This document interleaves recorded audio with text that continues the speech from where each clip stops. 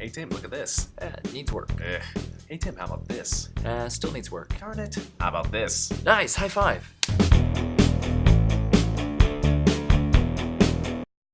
Hey there everybody, how's it going? My name's Tim. And my name's Michael. And you're watching TMI. That's the Tim and Michael Information Show, and it has been a year since we've seen you. I know. It's been since last year.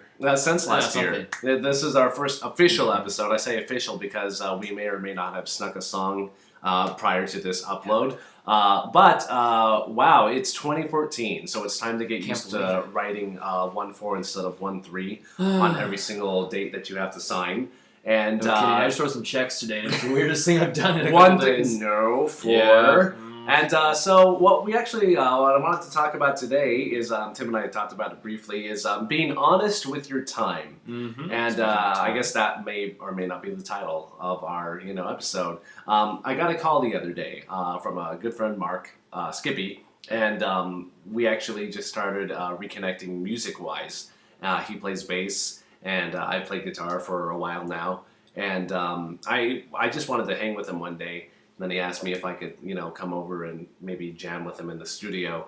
And so then he asked me if I would be interested in playing lead for his band. Oh, wow. And long story endless, he told me, he asked, could you commit to a day a week for practices and could you, et cetera, when it needs.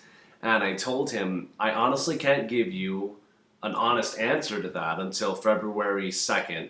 After new classes have started and I've auditioned for another show and I know whether or not I will be committed to those rehearsals, et cetera, and he said, thank you for your honesty. And I said, no problem, man. I mean, you have to be honest about your time. You can bite off more of the elephant than you can chew, is a little thing that my dad says to me, said to me all the time growing up. And I remember last year, so about July, so we were the 7th month in, and I had counted the shows I directed. I'd actually directed 7 shows. Wow. And it wasn't like I spaced one per month. Some of them were on top of each other. Oh, yeah, I mean, you did 2 for Director Fest back in June. Yeah, and I even want to say there was a 3rd thing happening there. And but I told myself I have to stop. And I actually didn't direct anything else for the rest of the year. And in fact, this is the first time that I didn't do anything for for the winter festival, the Playwrights Festival that we do. And I do miss it, but it was nice to be honest and focus on other things. You need to have other pursuits. Yeah, you were talking about that you would kind of planned out your year already. So. Well, golly, I'm going to take the story back to last June, actually. Okay. So I did a lot of great classes spring semester of 2013, and I took a color theory class, and I wanted to learn more about color theory, and I wanted to get out and practice my perspective and draw environments. And I'm like, okay, I'm going to be very organized. I'm going to learn all this stuff over the summer. Now that I'm not in school, I'm going to have all this time. And I kind of mapped out like a big list of things I wanted to pursue, and I had so many that I didn't really pursue any of them because I didn't have enough time for all of them. And so going into this year, I said, I've got to be really careful now, and I have to... It's better to devote a lot of my time to a couple of things and get good at them rather than try to bite off all these things and not really, and try to juggle all of them and just drop all the balls and fail at it. So I sat down and I said, I really want to get better at landscapes because that's what I'd like to do professionally. And I also really got interested in storyboards, having taken Brian's class last semester, so I want to do those. So considering kind of what projects I've got in my head right now, what projects will help me develop those 2 things? Those will become my main focuses for the year.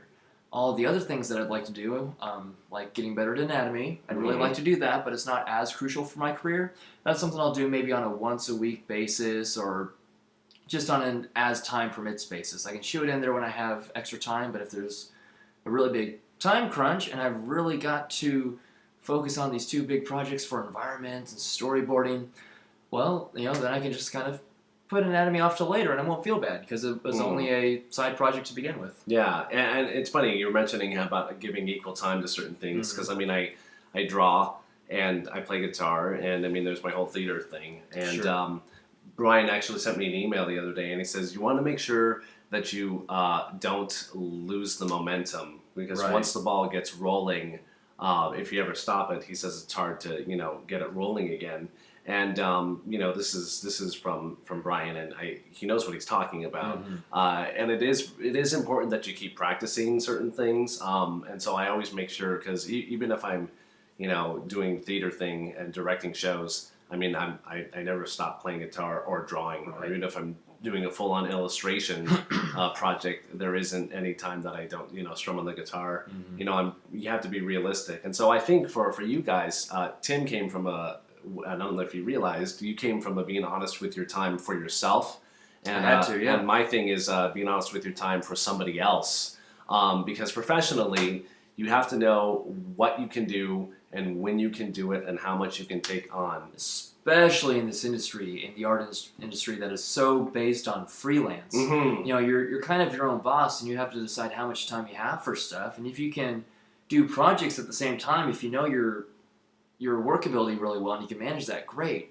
But if you just keep saying yes and yes and yes to more and more stuff and saying, oh, I can figure this out, I can make it work, you may end up, losing track of it all, and it all just topples over, and suddenly you've missed your deadlines. And, Marshall was telling us in class about there's a friend of his who he gets a lot of work through, and he asks him to do work, and he told us about one situation where he said, like, hey, could I have it by this day? And Marshall said I can't get it to you that day. He just straight off the back, I can't get it to you that day. I can do this day, but I can't do that day. So it's, like Tim's saying, freelance and in this business, it's super important to be honest with your time for other people, because that's going to be your reputation. That's going to be, you don't ever want to be the guy who's going to be late. And other than, upsetting the entire industry and never getting hired, it's also for you. It's not just for other people, and just, I'm on time to please you. It's for yourself, When things are done on time and you have enough time to devote and focus to whatever particular project you're working on, you just feel good. Because when you don't, and when you have taken on too much and you feel the weight of everything, it doesn't feel good. And I've been there. I've honestly been there. I've never been great at my time management in the beginning of the career, but I mean nowadays I'd like to think that I've kind of figured it out better. And in 20 years, I'll have figured it out even more, I'd like to say. You'll have had to. We all have had to. And I'm getting there. Yeah, well, and the more you do anything, the better you're going to get at it. So manage your time well. And I guess if I'm going to add a little tag note at the end of that, while we were talking about, timeliness, get things in on time. Yes. Oh, my goodness. Because I remember Marshall telling us you could do two things. You can get the assignment, or you can get the project, and you can rush like crazy, like it's due tomorrow. Then you have time to fix it, and do on it, And there have been other people in history, some notorious people, who sort of take their time. Who's the animator the graphic novelist for Hellsing?